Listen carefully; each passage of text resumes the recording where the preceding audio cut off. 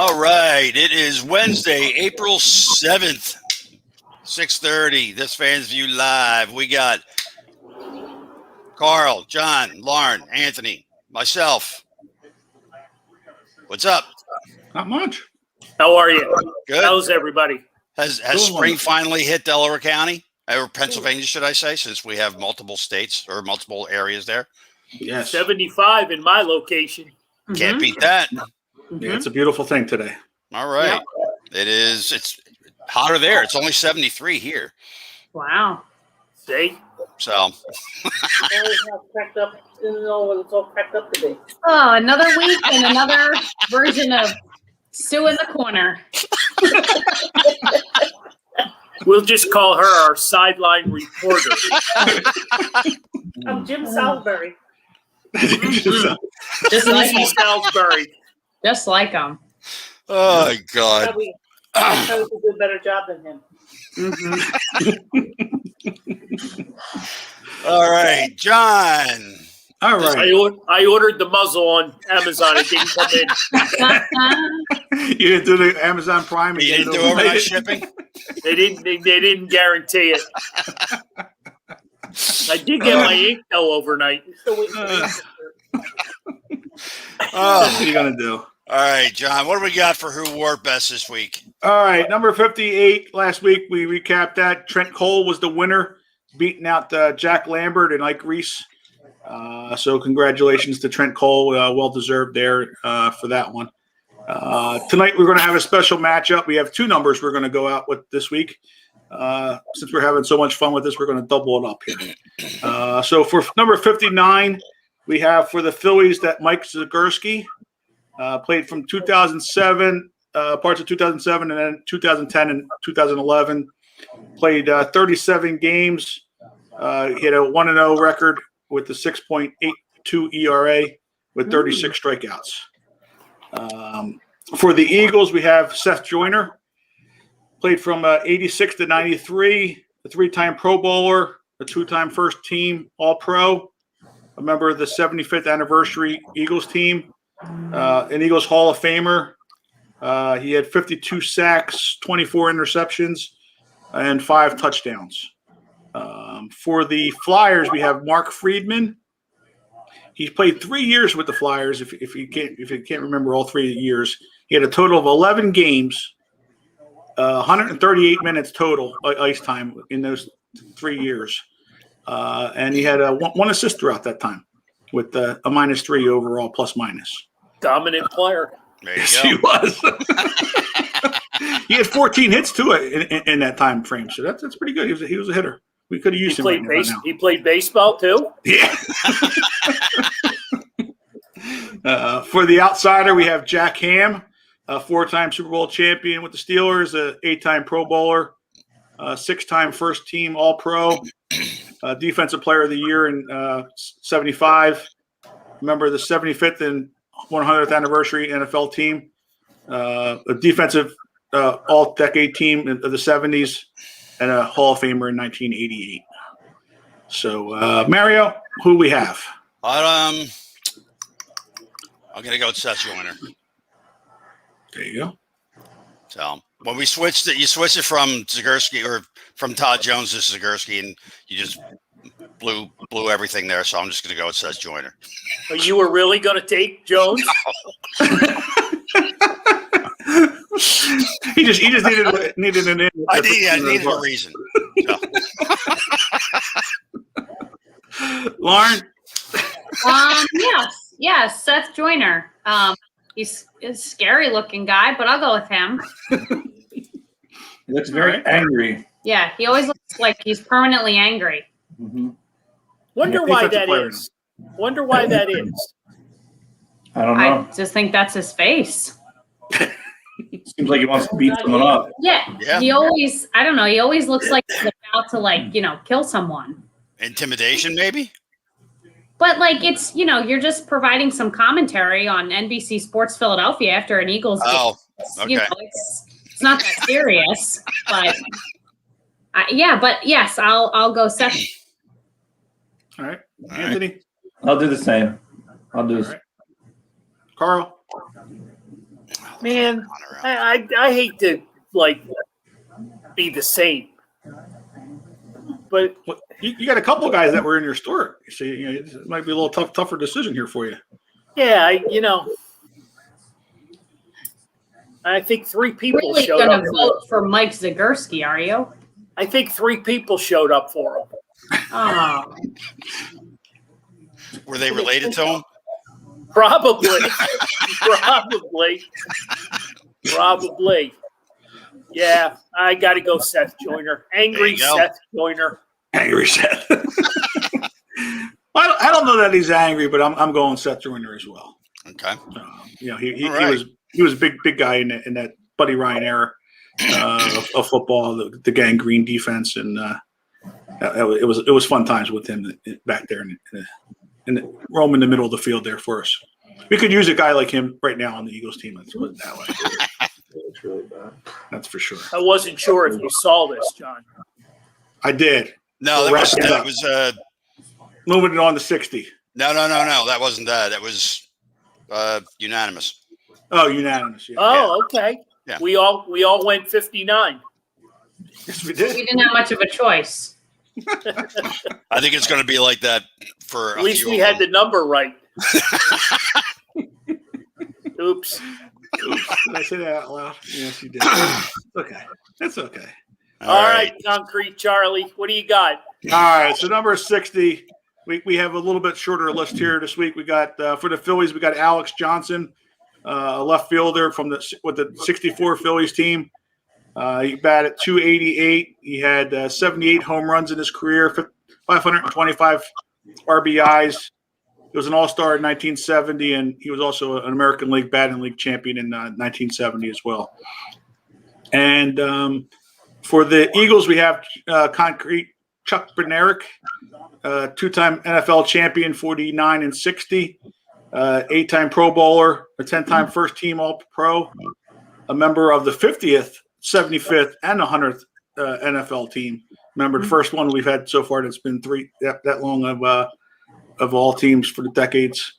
NFL all decades of the 50s, an Eagles Hall of Famer. His number's also retired by the Eagles. And a 1948 Maxwell Award winner. He was a two-time All-American from the University of Pennsylvania. And he was the first overall pick in 1949. For the outsider, we have Dallas Keuchel. He was a two-time All-Star, a 2017 World Series champion, a Cy Young Award winner in 2015, a four-time Gold Glove winner, and he led the league in wins in American League in wins in 2015. So this probably will be a clean sweep. But Mario, who do you have? Chuck. There's really no other answer here. I'm not going to go for Dallas for several reasons. So I'm going with Chuck. All right. Lauren? Same. The head nod from Anthony's. Carl? We're clean sweeping it. We got Concrete Charlie for 60 as well. That one should be, hopefully, will be our first landslide overall. Get everybody. Probably 60. the best two-way player ever. Right. Oh, yeah. And is that a unanimous as well? Probably. I mean, he was the last one to do it as well. The last of his breed there, going both ways, and yeah. So, yep, he was definitely well worth it. Worth his. Well, we could have saved 10 minutes off the show because Brian Brown picked Seth and Chuck 10 minutes ago. So, well, now you join us there. We could have saved 10 minutes and talking about, Flyers hockey. Right. Or Or not. Well, we're not. before we do any of that, I think John's got to give us one more update. One more There you update. go. We have for the NCAA men's basketball bracket. Congratulations to Mike England, number 15. It was his name on his as his bracket. He was our winner in first place. Second place, there was a tie. Tyler O'Brien, who's going crazy over there in the corner. and then the name Go Cats. I'm not sure who that person's actual name is, but the Go Cats was his name. In fourth place, Sean Wyatt, and fifth place was myself. Sixth place was Scott Kincaid. Carl, you were in eighth. Lauren, you were 11th. Sweet. How many? Wow. Were there? I'm sorry, what's that? How many players were there? We had 19 overall. Oh, okay. Well, I didn't come in last then, so that's good. No, I think I was 20th. and Anthony's was 7th. No, it wasn't. He was definitely 7th. He was not. He didn't even play. How could you cut him out of your bracket? It was supposed to be a combo one. I didn't have time for you. She's too busy. I didn't have time for you. And then Mario, you were 15th with Nice. Yes. So, John, before I forget, because if if I don't say this now, you need to log out of my account and log back into your own. I did. Okay. All right. Because I got another. I kept on getting it. I'm like, I'm not logging in. Where the hell's that coming from? I checked in. I logged in today to get your final score, so we could. I gotcha. Okay. Get everybody's numbers in there. So so Michael England, congratulations. Contact the store at Carl's Cards and Collectibles, and we'll get your prize out to you as soon as possible. So, Congrats. yes, congratulations. All right. Everybody loves a winner. He was the only one to pick Baylor out of the whole bracket. No way. Really? That's awesome. He deserved to win. Oh yeah, absolutely. I mean that's what got him the win. And then it would have gone down to Go Cats and Tyler. And is that why Tyler's upset? Well, he's upset because he forgot to do the final tiebreaker score, so he would have lost that anyway in the tiebreaker because he never filled in his final score. So, God, the youth of America, they don't read all the information. God. So very cool. Where do we want to go from here? You want to go to baseball? Or you want to go Sixers first? Let's go baseball, and I want to talk to Anthony a little bit because the minor leagues are getting fired up. The AA and Single A are down in Clearwater, and Triple A's up in Allentown. But any new news floating around baseball town that you can share with our listeners? Not too much. We're having some extra events at the stadium. It looks like a lot of the minor league guys should be able to get their vaccines here pretty shortly, it seems. So that's looking good for a May 4th start, which is nice. We're still working a little bit with the distancing and the rules because, there's a couple different scenarios on how many people you can have based on how much distance there needs to be. So we just are trying to get some clarification on that so that we know how many people are allowed to come to at least the first month of games and go on from there. But no, everything's moving along. It feels like it's at a snail's pace, but we're getting there. We're getting there. It's exciting to see the nicer weather, and we should have a bunch of events coming up at the stadium. I think next Saturday there's an event for Reading High because they won the state basketball championship. So they're going to have a nice event at the stadium to honor them. We're trucking along. It's a little slower than we'd like, but we'll get there. It'll end up. Right. It'll be about 3 weeks of a lot of work here coming up pretty shortly. Well, rest up because it's going to come fast and furious. Yeah, that's for sure. How did the Easter egg hunt go last weekend? Say it again. Oh, the Easter egg hunt went well. I think there were 800 total people for the day spread out sessions, and of that, I'm imagining 350 or 400 of them were kids. It was great. People were buying a lot of stuff in the store, and cool. I think they're just excited to be there in general because they haven't been there in so long. We still got a lot of work to do to make sure that we're good to go for opening day, but everyone was very thankful to be there for the first time in a couple of years. Yeah, how many players in Reading then? I understand Sean Williams is back as manager of the Fightins again this year. He is. He's. They started this past Saturday, I think, was their first day. Friday or Saturday was their first day of camp, so they're almost in at a full week right now. Yeah, we had a conversation with him. He's excited to be back, and it'll look a little different this year. Just like when you watch the Phillies game, it looks a little different, but it'll be nice just to be there and get back to business. Sure. How many are they allowing in to watch the games? Theoretically, as of now, we're thinking like 5,000 people. Wow. Outside venues could technically have, half the total capacity. So we're thinking 5,000 people, but we're still working on a lot of that stuff because, a lot of that also depends on the distancing that you can have.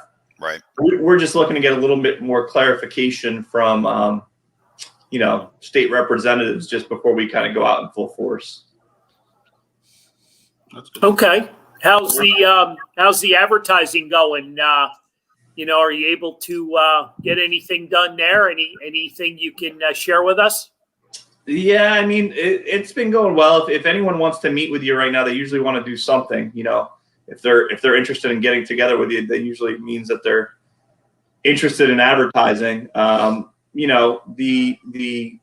are a lot of people with questions right now, and rightfully so. And hopefully in the next couple days to early next week, we could have a little bit more answers for them. But we're sort of in an interesting position because until we have those answers, I don't really have too much to tell people right now. So it's kind of just a weird timing sort of thing. So hopefully we can get that clarification here very shortly. Okay. Keeping things in Reading, Lauren, Humane, Pennsylvania. We usually save all this and try to rush it all in at the end. And I just thought, the show deserved to talk a little bit about what you guys got going on. And you, Lauren, just had a big donation of pet food. Why don't you talk about that a little bit? Sure. Hills donated 42,000 pounds of pet food. We received that this week. So yeah, we posted that today on Facebook. So that went really well. So what we'll do is we'll utilize that food for any pet owners who are just having a financially difficult time right now, which obviously is a lot more people than what we've seen in the past because of COVID. So we've been servicing a lot of people. We actually hit 400,000 pounds of food given away since March of 2020 last year. So we actually just hit that milestone recently. So that's exciting, I guess. I don't want to give that food away because I don't want people to need it the way that they do, given the circumstances. But we're happy to obviously provide it if people should need it. Sure. 42,000 pounds of food that we got will help with those pantry programs and helping folks feed their pets. And then we have our first fundraiser of the year, really happening May 2nd. And that's going to be at Poor Man's Brewing Company, which is in Ephrata. So it'll be a mini Pints for Pups event. People can bring their dogs out, have some beers, and a portion of the sales comes back to our organization. We've been doing a little fundraisers here and there, but this is our first one where we're sort of back out into the community. Really, probably since the start of the year. We did a few things last year as well, but we're kicking everything off really May 2nd. Good. And congrats. Nice. Good job. How is the building coming, the new construction? How's that looking? I see pictures every once in a while. Good, really good. We actually started with employees in there on Monday. So we're starting to put all the furniture in, the desks, all that kind of stuff. Nice. All the spaces and cages are in already. So that's all squared away. We probably won't actually open up to the public for about another month or so, just so we can get everything situated, everything squared away inside the building, and then we'll slowly open up to the public. But really by June 1st, we sort of anticipate business as usual in that building with a grand opening event probably later that month. Nice. Very good. Awesome. Awesome. You guys got to be the two busiest people in Reading. That's all I know. That's why I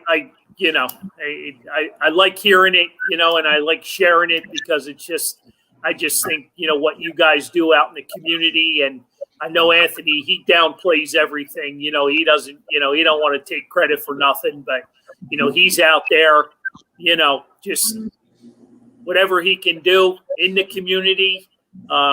You guys are so low key. It's good to let people know what you guys do. So, Thank you. yeah, absolutely.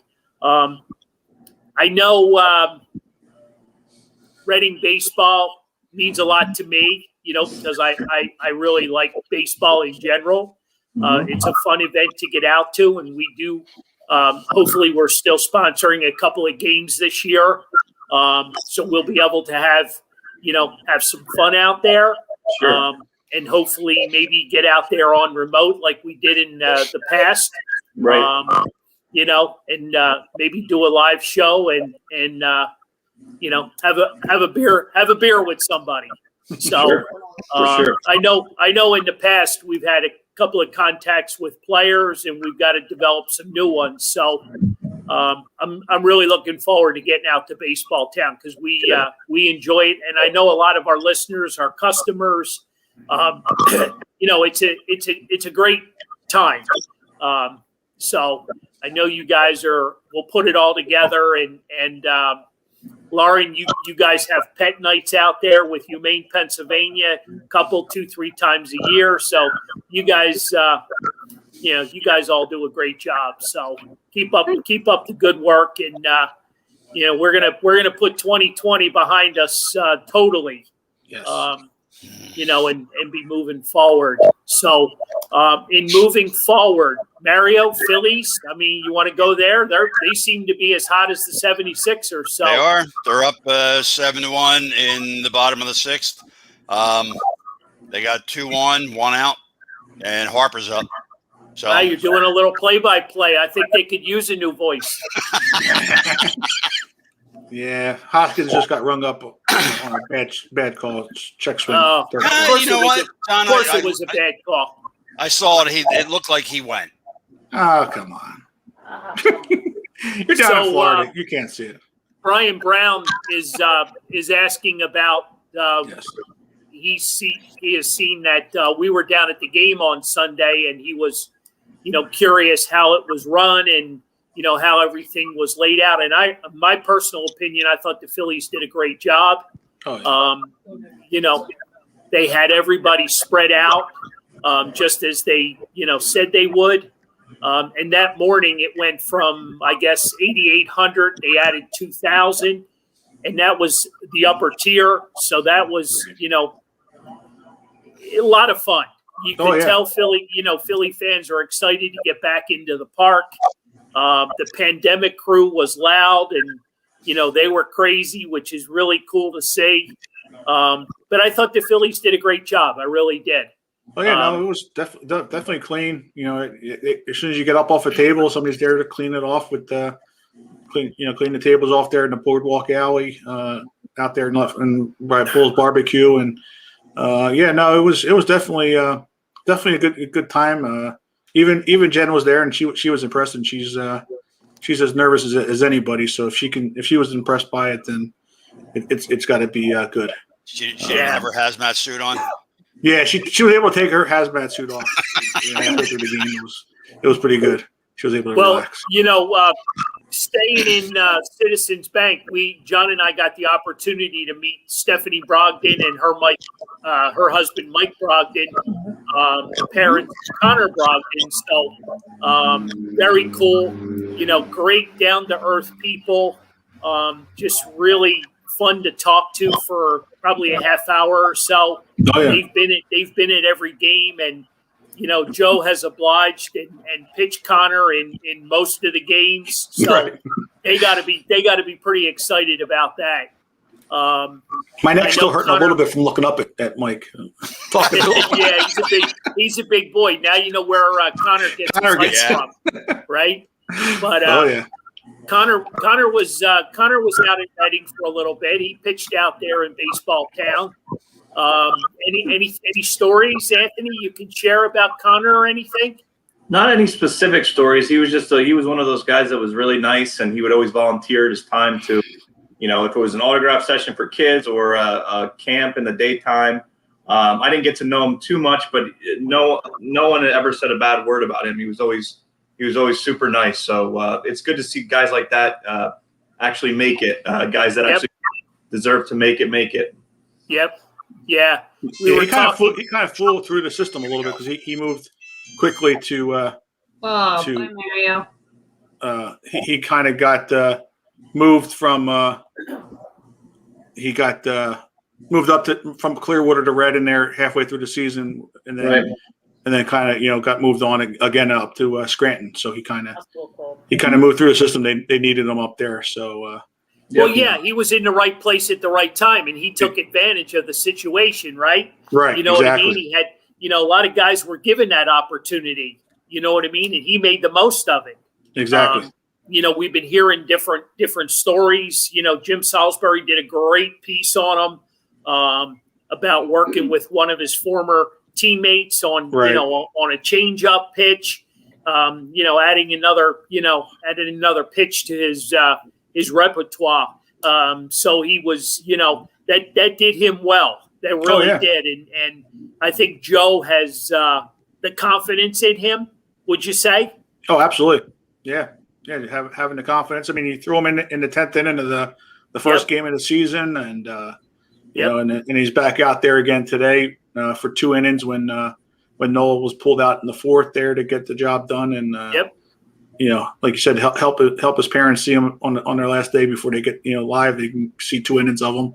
But yeah, I mean he's other than the first out that he got put out there and in a tough jam and then the second time in back-to-back days. Other than that, he's done his job and he's been almost unhittable since then.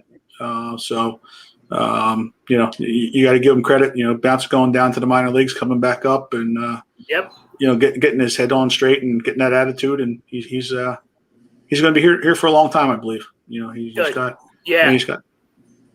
and like I said, he's humble as well. He's as quiet as can be. So it's funny you mentioned that because I asked Mike, his father, on Sunday, has he picked up anyone that he's become friends with? And he said, it's funny you asked that question because he's become good friends with Archie Bradley, and they're the complete opposites. And he said it's been really good because it kind of draws Connor into talking about something. And Connor was like, yeah, you can find me at the end of the row. It goes by the highest paid reliever all the way down to the lowest. And I thought that was, a compliment because, you got to start somewhere. And the kid has been on the fast track.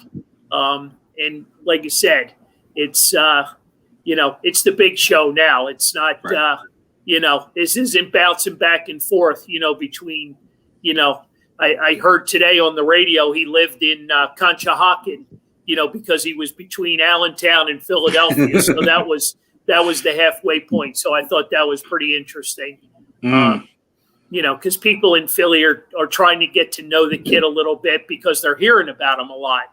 Right. And it's good. It's good because it gives the Phillies another player, homegrown talent, right? He was drafted, and we hear about that all the time. And so it's exciting, and the Phillies are playing well. Phillies are playing well, and as Philly fans, what more can we ask for, right?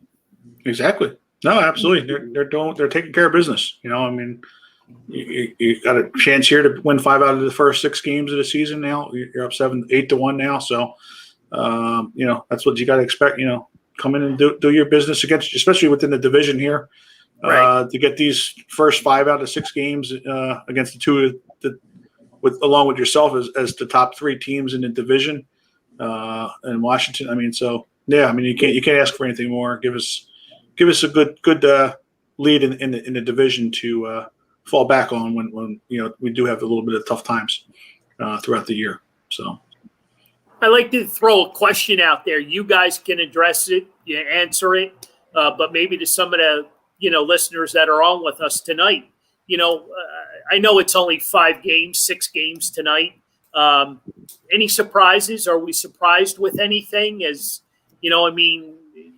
played well. You know, they've done a lot of the right things.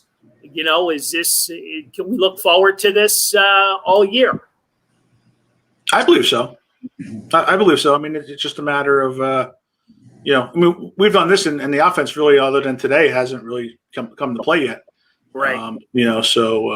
Again, like we were talking earlier in the year, though, it's going to come down to that fourth and fifth starter, being able to sustain throughout the whole year to, get us where we're not using the bullpen as much as we were, right, and go from there. So I think, I think like we said, they'll be in it all year long. It's just a matter of where, health wise, if you can stay healthy. Lauren, it's got to be exciting, being in the fundraising business. We can get some Phillies items together, and when a team is going well, right, people will support the team any way they can. Yeah, absolutely. I think the one thing that, really maybe sticks out to me is they just look like they're having fun. And I think that takes a lot of pressure off a team to, who's performing, who's not performing, what more could we be doing? They just, they seem to just really be enjoying playing together, just playing baseball. And I think that really speaks volumes when a team is doing well, when everybody is sort of clicking on all cylinders and the team just overall is working well together and they're just having fun. I think that's the missing piece that, talking about the Flyers, I think that's the one thing that they're missing. They don't look like they're having fun. It just looks like it's a grueling job day after day. So I hope that they can keep that up. I think the starting pitching has done really well, other than Vince Velasquez yesterday, but that's a whole nother story. I think they've all done relatively well. So, it's good to see. No, they look good. I mean, their bullpen, not that they have to come in there a ton, but the bullpens look sharp.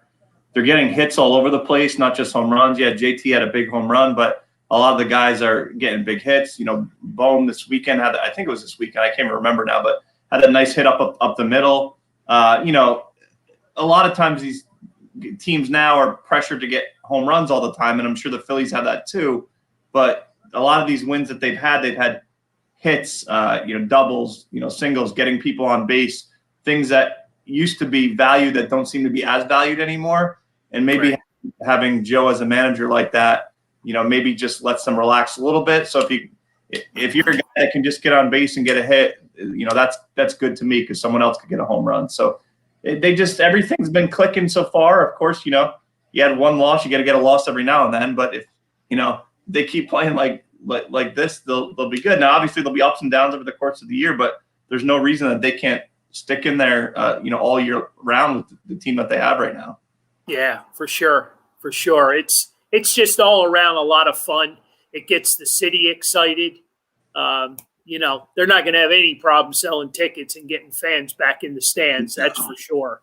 Nope. So it's going to be a hot ticket. Just a little bit from Sunday, going from 8,800 to, I believe they announced 10,773. They announced 2,000 more tickets that morning, and I think they sold every one of them almost. So, you put a winning product on the field, and it's funny because, we were just talking about it like last year, and it was a short season, and you go back another year and, we weren't happy fans. We had a lot of misfits. We had a manager that, wanted to, rewrite baseball, 101. And, to go, so quickly from Gabe Kapler to Joe Girardi, it's fun. It's a lot of fun. So. Yes. It's a lot like going from Brett Brown to Doc Rivers. Yes, exactly. There you go. Yep. Exactly. Yeah. I mean, it's been a lot of fun. We can jump into basketball if you'd like. Sixers are dominating still. I believe, if I have my numbers correct, they took care of Boston all 3 games this year that they've played. Yep, they swept And them out. Joel Embiid has had, career highs against them all 3 nights. So they're, they're the other dominant team here in Philadelphia.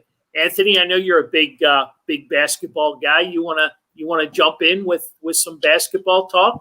Yeah, they look good. The only time I see them struggle is when, they're playing, 2-3 games in a row and you're just tired. That's a lot of basketball to be playing at once. But even the games that Joel wasn't in, I mean, the team stepped up. Even if they didn't win that game, they stuck in there for all of them.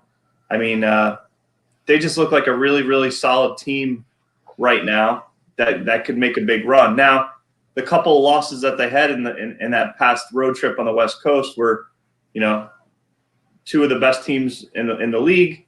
They're going to have to figure out how to beat them when it comes to the playoff time. But again, you're probably not going to be playing as many games as you had been playing in that period of time. So in a longer series, I think they could beat anyone. As long as they have their rest, I think they could beat anyone. But, the one thing that scares you a little bit is, even Joel said the other day, when he got hurt, they asked him how he felt coming back. And he's like, when I went down, I got really scared that was it. I was done for the season. That's the one thing as a fan, even though the teams step up around him, it's the one thing that gets you a little bit scared.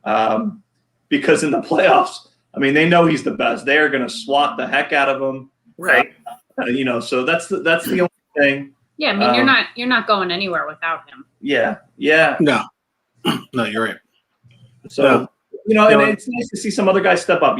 Mike Scott has stepped up. Some other guys have stepped up that you need them to do. So I think they're going to be okay if they can hit those shots. If some of those bench guys can come through. If you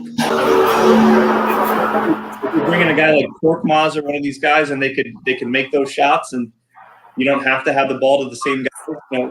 That ability to spread the ball around is going to help in the playoffs. So hopefully they can keep it going and go pretty far. Yeah, for sure. Danny Green and Seth Curry have been, they've been great additions. Oh yeah. They've been, they know what the NBA is all about. They know how to win. And I think Tobias Harris is having probably his all-time peak year as a player. His standout year. I know we weren't too high on him for a while. I think we weren't sure as fans really what he was or what he brought to the I know everybody thought he was overpaid when he signed that contract, and we were all hesitant, but I think he's really stepped up this year and has proven himself as a vital piece to this team. Yeah. Right. I mean, Doc Rivers knows how to use them. Brett Brown wasn't putting them in the right spots, and his role before was, as you mentioned, John. His role before, you didn't know where he fit in. He didn't look like he had a position. Now, if you need to win a game, and Joel's hurt or he's down low, Simmons can get open, but you want Tobias to make that last shot if you had a chance. Exactly. Yeah. I mean, you got so many more options right now, with Tobias, Embiid, Danny Green, Ben Simmons is probably your 5th or 6th option right now at the end of the game as far as who's going to take the last shot. Didn't Tobias have his best year in the NBA under Doc Rivers previously? Out in Los Angeles. Yep. With the Clippers. Yep. So it kind of all comes together, right? Exactly. You know what I mean? Doc knows how to utilize them. Doc calls his number. You know what I mean? And before you know it, Tobias is putting up 30. Right. You know what I mean? He's consistent. When they need him, he's there. He doesn't have to have the ball all night, but when they need him, he's there. Right. And it's good to have, players like that are not selfish. Mm-hmm. And, they can, when their number's called, they're ready to go. Right. I know somebody's asking, I lost track of it here. Sean is asking when George Hill will be ready. I guess, he had a thumb injury. Does that make sense? Had a thumb injury, and I guess they're waiting to get him to be 100%. So that's only going to add more scoring off the bench as well. Mm-hmm. So, but yeah, they've gotten lucky. Maxey, was a number 1 pick last year. He's played well. Thibault the year before, he's played well. Right. So they've done okay there. So, not sure what the future holds for the 76ers, but it's fun to watch them, beat up on the Celtics. Anytime you can beat a Boston team, it's fun. It's fun in Philadelphia. Right.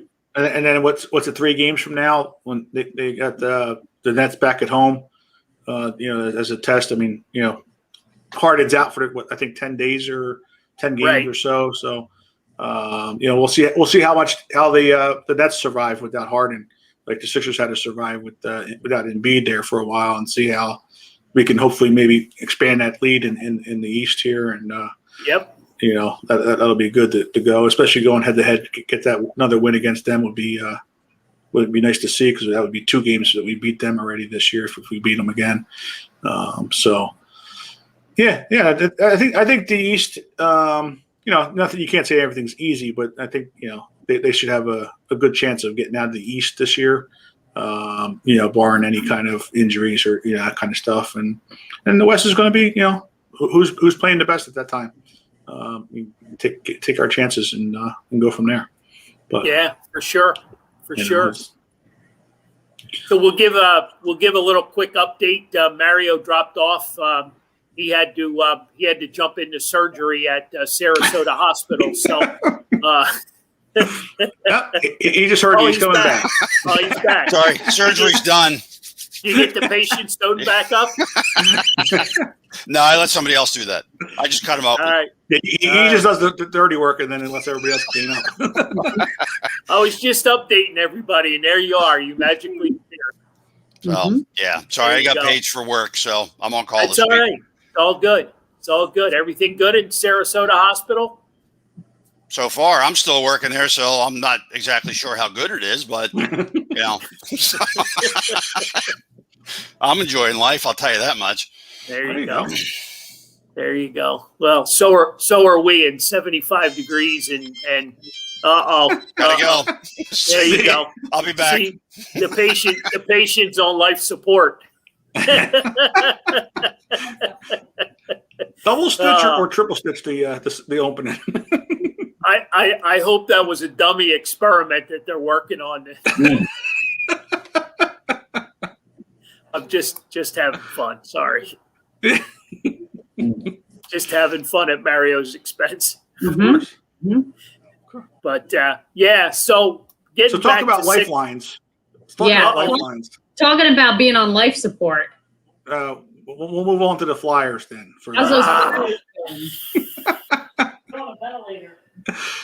yeah, I think I was last night might have been. I was hoping we run out of time. Whoa. So what? Are you still? What happened? Like, just what happened? I mean, I know we go back to the, when COVID hit the team, that really impacted them or seemed to sort of be demise. But is that what we're going with? That derailed them. I mean, I don't know if we can. I mean, that was continue part of playing it. that. Yeah, Right. that was probably part of it. And then but, the schedule right after that I mean, was you brutal stop coming and back. think about it. And, like last year, they were playing so well. Then they got, put on pause, and we came back, for the playoffs, and they just weren't the same team, right? Right. They just weren't able to get it back together. And, I guess they said, okay, we'll go to camp and, we'll get through this. And, well, maybe that bubble thing up there in Canada was to their liking, because they just have not shined at all. I mean, they came out early, at the beginning of the season when everybody was still struggling to get started. Right. I have no answers. I watch them all the time, and I just sit there and shake my head, and I'm just befuddled as how bad they can look. Well, that's what I was going to ask you. If you still happen to, I know you're a big fan, so I didn't know if you watched, every time I that do. He does. it's still, it's just it's a frustrating, coming from a lifelong Pirates fan and the team's 1-5. You know what I mean? Like, it's just, you feel that same, like agita every time they play. Like nothing's happening, and you can't fix it. And they're obviously a better team than that. So I don't know what happened. Maybe it's the end of the year and they're done. I don't know. Well, it seems like so much blame is now going to the coach. And I personally don't know if that's right, wrong, or indifferent, but we seem to be so high on this guy when we first got him. He seemed to be sort of the answer to all of our problems. And now it seems like, he's everybody's person Wentz, and they're ready to just, drive him to the airport. So, I mean, he become the villain. It's easy to point fingers, and I think we've been up and down the lineup with certain players, and we've certainly, very critical of a lot of them. But at the end of the day, these players make the coaches look good, right? Oh, yeah.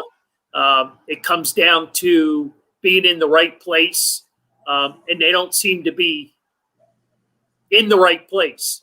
They're not winning the puck battles. They don't seem hungry. They don't seem, the aggressiveness is just not there. They look to grab a fight here and there to try to get the energy going. Last night they played an awesome second period. We're talking 2-2, and I'm like, now this is what they're capable of doing. This is the team that, that we come to expect. And then the third period, I don't know what they have, 3 shots on goal. Yeah, it was ridiculous.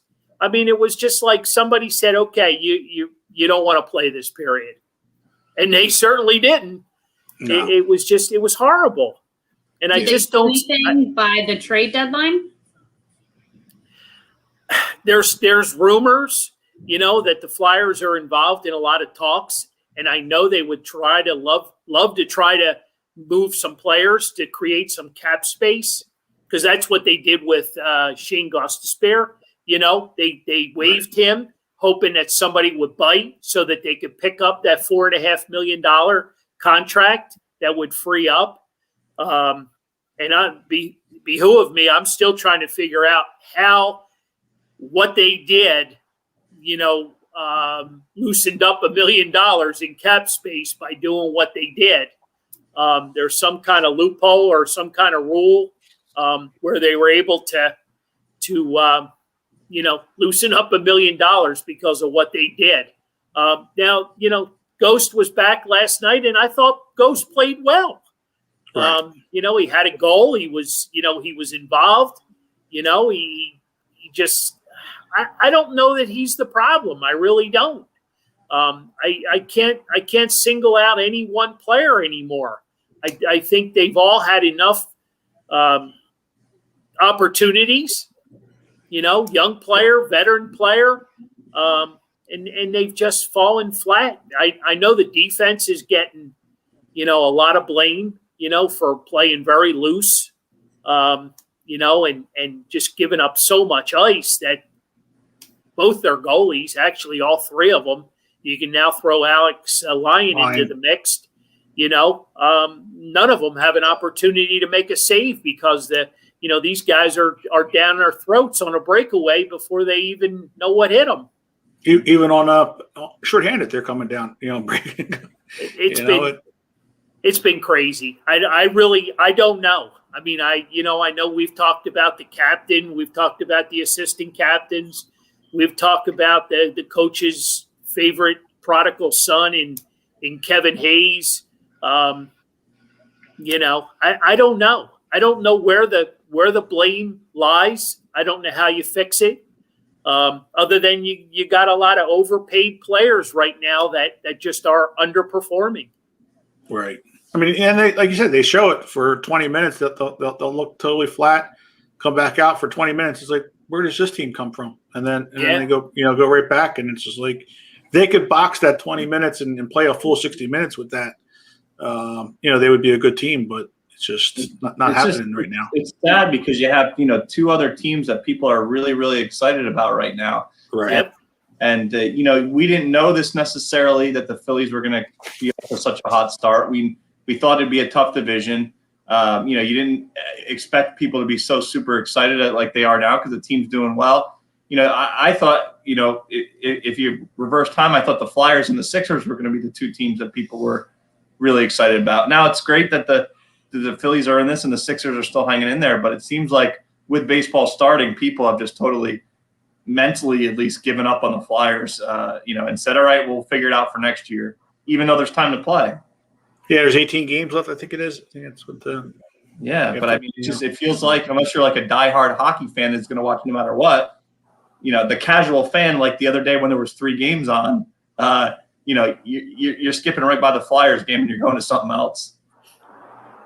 Yeah, it's not been it's not been a fun season at all. And it's really weird because every year we, and not just the Flyers, but we have high expectations. This happens in other cities as well, but we've been chasing this Stanley Cup for a long, long time. Yeah. You know what I mean? It's it's become a joke. That we can't even get close. Here we are. I think we're 3-4 points behind the playoff spot. I think it's 5 now. Is it 5? Yeah, it's 5, but the Bruins have 2 games in hand with us, and we're actually in 6th place because the Rangers we're tied with the Rangers. Technically. Yeah, so we're in a bad spot. The trade deadline's coming up. I'm sure the general manager would like to try to move some of these players with these high contracts. But what do you do?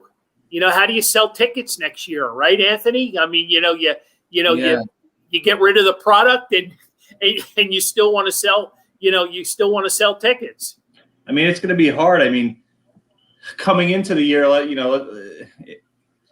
you could push Carter Hart's face on everything, and now not that that's worn off, but you can't easily just sell a ticket by putting him up there anymore. And other than him, what do you really have as far as a sales mechanism? You can go back to like other teams do and promote gritty, and that'll go for a little bit. But that's not going to consistently sell tickets. On opening day, that might sell like a special event, but that's not going to sell a whole year. I mean, the fans want a team that's going to win. So I don't know what they do. They have to do something. I don't know what it is. I don't want to say it's coaching or management or it does always come down to the players. But something needs to be a little shakeup in this offseason. Does anyone feel like that if they win out, like if they even made the playoffs, that they would feel confident? Or do you feel like they literally would have to win every game now for you to feel like there's even a chance? Yeah, you're talking about flipping a switch, and I don't see that happening. But to Jack's point, he's calling for 42 bobblehead nights. You know what I mean? So he wants to have a promotion every night, and have 42 different bobbleheads. So I'm all for that. Being in the merchandising business, that would be pretty cool. But Carter Hart has he's having a rough year, no doubt about it. You can't well, it went from what appeared to be a Carter Hart problem, or however it was, to just everybody seems to be having a problem. Everyone seems to be having a rough year. Like we were saying before, it's quick judgment to jump on everybody else that and they were just blaming Carter Hart because he's the goalie. So if he's not stopping it, then right. Yeah, I don't know if it started with him. I don't know if he was the spiral, but Claude Giroux. They all, none of them are doing well. None of them are doing anything. No one's putting the team on their back.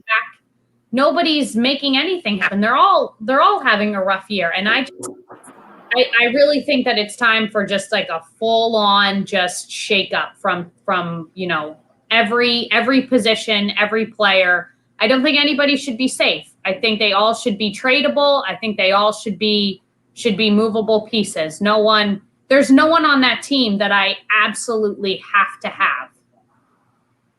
Which does seem crazy when you go back like a year ago and they were on that run and they did so well. And now it's like, you have a bad year and you got to change it all up, which makes sense. But someone needs to analyze it a little bit more and say, what's not working? We're not in the locker room. We don't know what's going on. We don't know what's going through there. Are they just lackadaisical and no one really cares? Or is there something deeper there, that we don't know about? Do they not like playing for the coach? Do the younger guys not want to like dealing with him because he favors the older guys? I mean, I have no idea what it is. Something needs to happen, but it feels like an entirely different team from last year. Yeah. Yeah. Yeah. I mean, I know Jack's comment because Jack and I have talked off air quite a bit about this. A lot of the players, they're the same type player, the same style. And you can't have that. You know what I mean? And I really, a lot of their players, even their defensemen are undersized in the game today. And they don't seem to have that speed, to get down there and chase the puck. And they don't have the physical players to go pound in the corners and win those puck battles. They just seem to be just too many players, kind of do their own thing. It's the same thing, and they're too predictable. And I'm not sure that makes sense, but I just know I watch them, and I watch them every night. They're so predictable. Their power play has become so non-interesting. All they try to do, is get the puck out, and have somebody firing from the point. Back in the day, you positioned a guy in front and you got physical, and they don't play that. They don't play that game anymore. But I know we're closing in on our hour, and we certainly miss Mario, and I hope that the patient is okay. Because I mean that's not good. That's not good. He got called away twice. So, he is a doctor. He is a doctor. He's a doctor on our show. On the podcast, he plays a doctor. That's right. That's right. He does.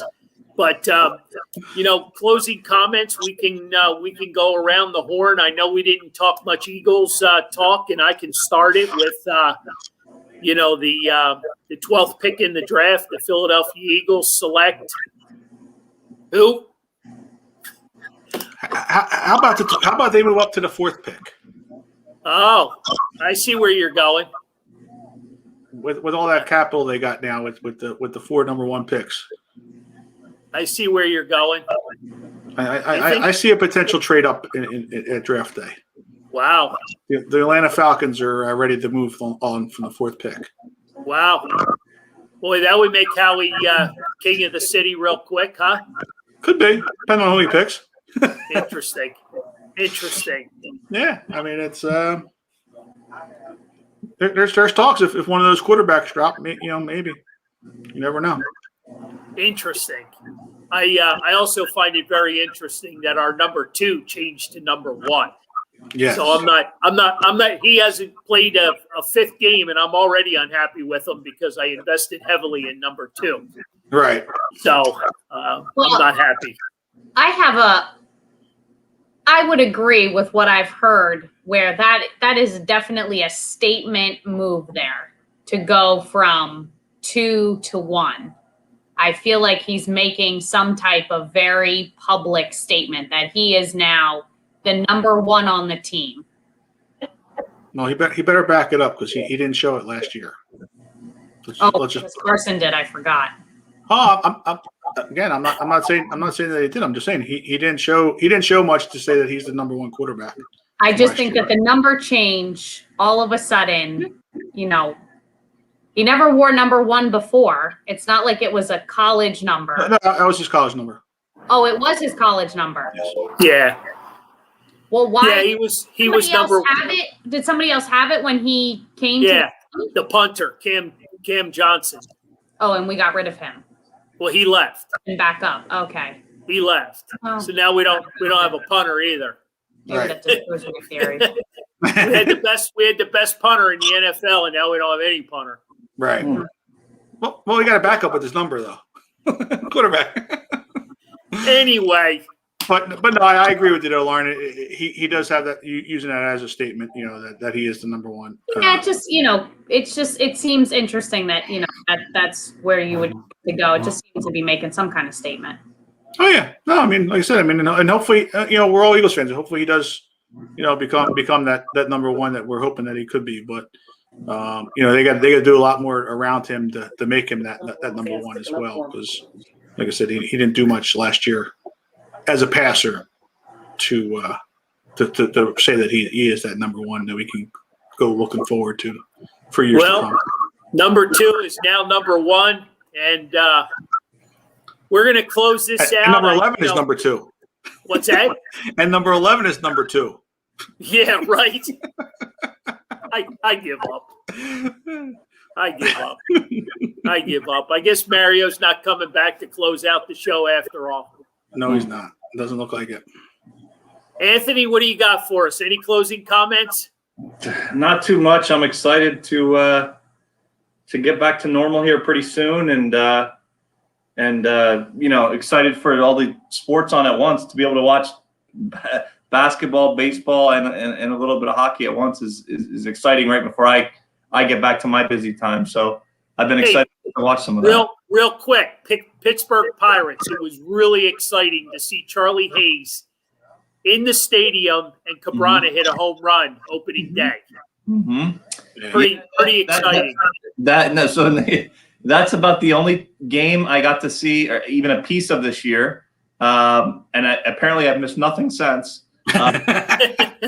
They were predicted to have 60 wins, and I think some of my friends that are Pirates fans are predicting they have as low as 53 wins this year. I mean, they are an absolutely dreadful team. Now, I will say separately, not that anyone wants to hear this because it's not a Pirates talk, but their minor league system, the general manager that they have now, he's really starting to rebuild that. So I'm hoping in the next 4 to 5 years, which sounds ridiculous, that they might have a chance to make a playoff game.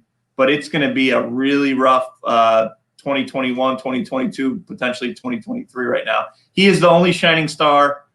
He's at third base. So if they ever get rid of him, I think I might just be done. So you're saying in 3 to 4 years, the Pirates are going to be 4 to 5 years away from being close?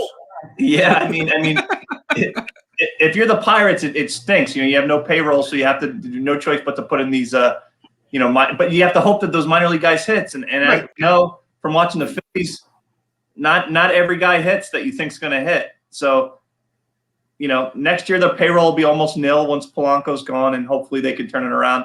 But yeah, it was very nice to see an opening day for him to have a big home run. He also, in almost a pickoff move, almost got himself hurt at first base, and I thought he was going to be out for the year. And I saw that as well. and then I would have really given up on the year. But they're 1-5, and if they get to 2-10 I'll find that a success this year.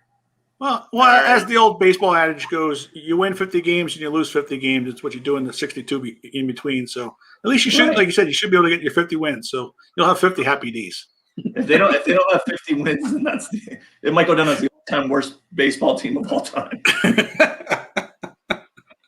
All right, guys, we gave Mario an extra 5 minutes to jump back in the show, but hopefully everything's going well down there in Sarasota, and we'll close out the show by thanking everybody for joining us tonight. A lot of great comments. We have the best listeners, the best fan base. Lauren, good luck with everything moving forward with your events. Anthony, I know you're excited to get back pulling the tarp on rainy nights. Right. So, I'm excited to get back to baseball town as well. John, keep up the good work. Yeah, thank you. Yep. Some of us look forward to your posts. I know. Mario doesn't want to listen to him. He says he doesn't even read them. He don't have time. He don't have time for us anymore. He's big time. He's big time down in Florida. Yeah, But- there you go. But, Guys, have a great night. Be safe right, and thank you. take care. See you later. See you next week. All right.